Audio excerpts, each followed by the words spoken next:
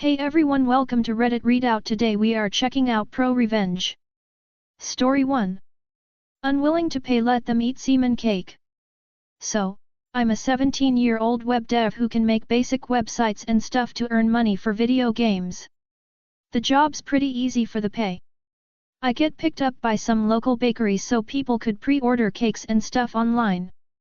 Took a few hours to puke out a functional backend and a day to make it all pretty. Thanks Bootstrap. I had agreed for Rs 700, basically $10, which is insanely cheap even for India, but all I need is video game money, so I'm good with that. When I'm done with the job, they needed to purchase the domains and a server, which I explicitly told them you pay me 10, and use another 10 to buy a domain and 5 to rent servers. Total is $25. They give me $15 so I could set their stuff up. Once the website was fully operational, I asked for my money. But apparently they didn't want to pay because if I wasn't hosting the server anyways, why do I need compensation? You know, because apparently time has no value. The thing was I could still access the server as I had the credentials for the server. So I go home, log in and make one tiny change. The way the website works is that there's a customer page which shows you your orders and there's a page for the store owners to see orders, payments, etc. Here's what I did. Added a small inconspicuous may contain semen warning in all product details. In the page where it shows you order confirmations to the customer, some options are changed with semen, so like semen frosting, 1BY random. The website went down in about a week and they're back selling on Facebook, LOL. Guessing someone complained or something. Story 2. Hoa yells at me for training guide dog and grilling, then loses position on board. To start the story, some background you need to know about me.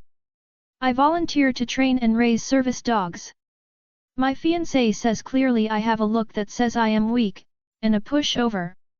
I have constant encounters with Karens who are just not ready for my responses when they engage me.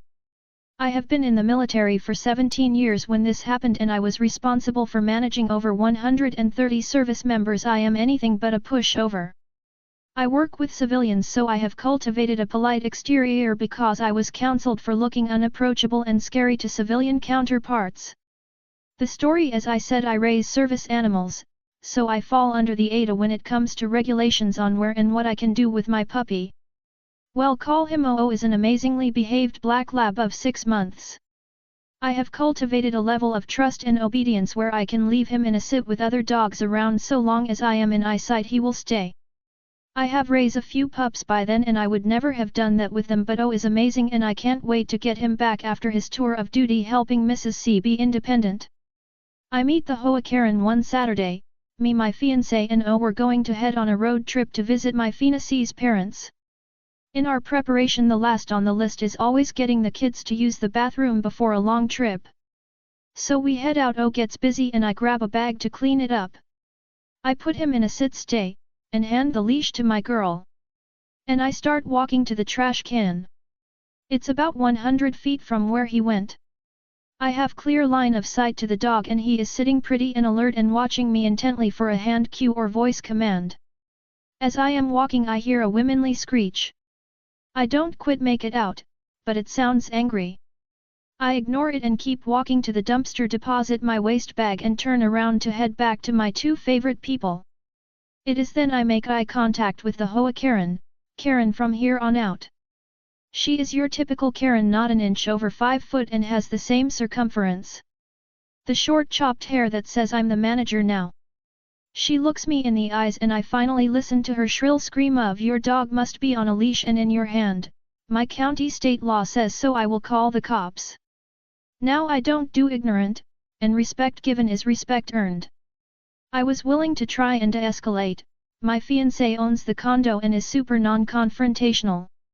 So for her I try to bring it back down to civil levels of discussion. In a polite but firm voice I asked if she even looked over at the dog before she started yelling at me. She just bellows like a banshee again, I repeat. This back and forth happens 3 or 4 times, me calm her escalating in pitch and volume. At this point she hasn't given respect, so none is required to be given back.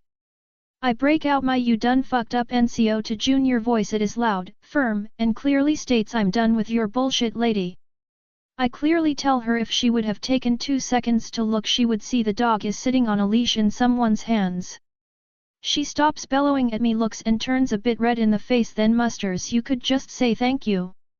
Which I curtly reply, "Shut the fuck up and get out of my face."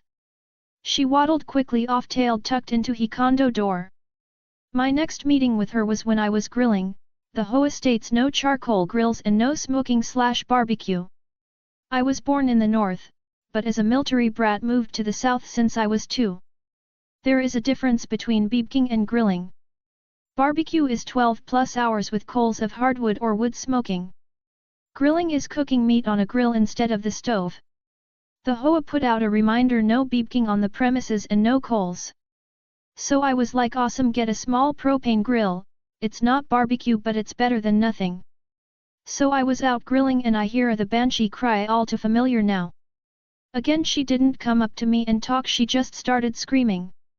So I looked her right in the eye and with the same firm voice, "Shut the fuck up and go away. If you say one more word I'll be the one calling the cops for harassment by an Hoa member." She sputtered something about no grilling or open flames, and I told her fuck off, show me in writing and by someone other than her. She waddled off and then I was approached by the Hoa president with the Hoa bylaws and set to read them. During which my fiancé started a conversation with them about another issue we were having with them. She was in the middle of having the state attorney's office ask some questions about activities they were trying to force her into paying for.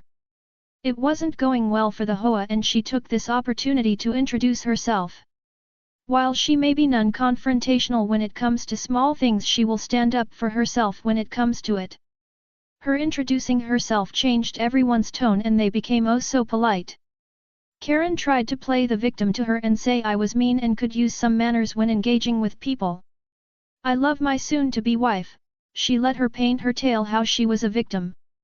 When she finished she looked her dead in the eyes and said, "You know I was the one holding the leash and I was standing right here when he was grilling. So no, you got the same respect you gave." She paled and faded to the back. That's when the president of the Hoa stepped in and told me I can't have the grill and that I can be fined and I needed to follow the rules of the Hoa or the next time hell be the one calling the cops. Well, Pres, roger that. It is my job to enforce regulations in the military. I spend hours reading instructions. Nothing pleases me more than when I can shove the black and white in an asshole's face at work to get my guys what they are owed or to force them to do the job right.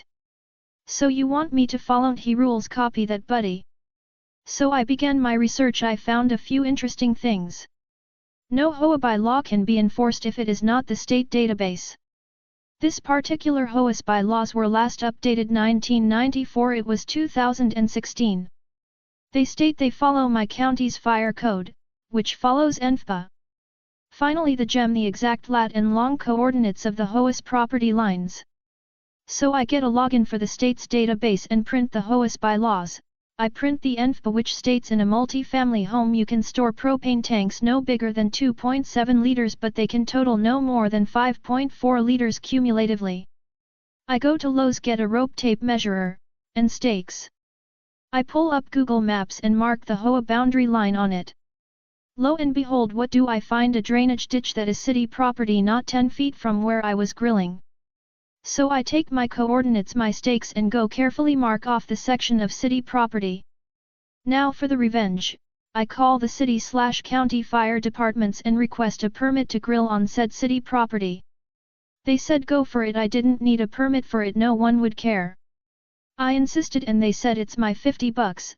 They issued an event open flame, so with both permits it was $100, but I got permission from the city to grill there for 6 months. The next day at 0700 I went to set up.